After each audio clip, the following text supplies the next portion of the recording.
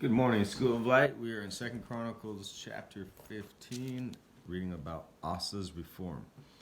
Now the Spirit of God came upon Azariah, son of Oded. He went out to meet Asa and said to him, "Listen to me, Asa, and all of Judah and Benjamin. The Lord is with you when you are with him.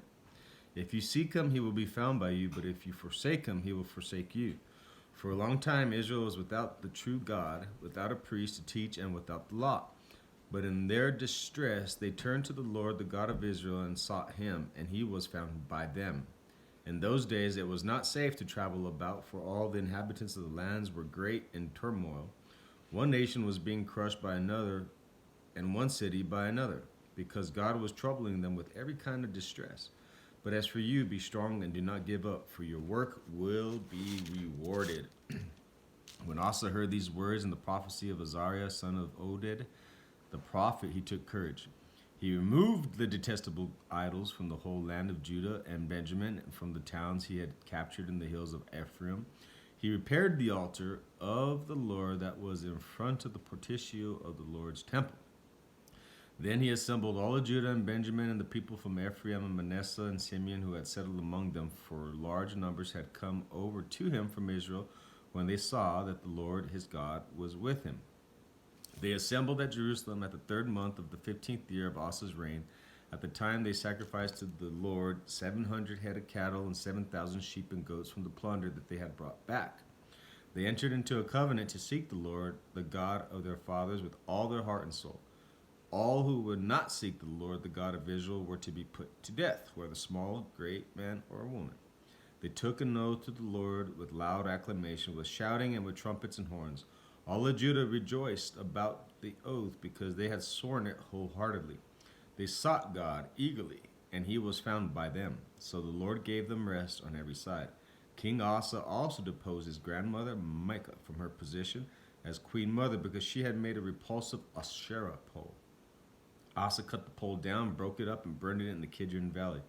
Although he did not remove the high places from Israel, Asa's heart was fully committed to the Lord for his life, all of his life. He brought into the temple of God the silver and gold and the articles that he and his father had dedicated. There was no more war until the 35th year of Asa's reign. So, there was a lot of fighting. One nation was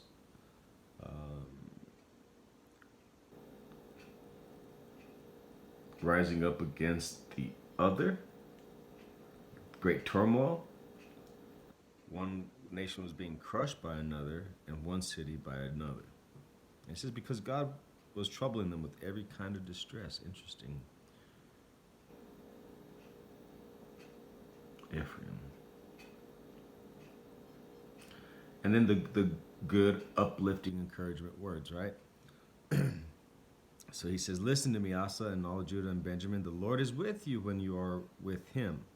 If you seek him, he will be found by you. But if you forsake him, he will forsake you. For a long time, Israel was without the true God." So that's true to us. If you seek him, he will be found by you. But if you forsake him, he will forsake you. Like a mirror. So much of what we do is like a mirror. Be strong and do not give up, for your work will be rewarded.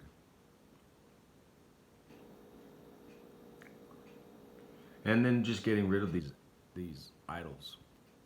That's always a big thing for a nation and for your household. If you are, worshiping Mary, for example, or the idol, the image of Mary, to other things, whatever it is, remove it.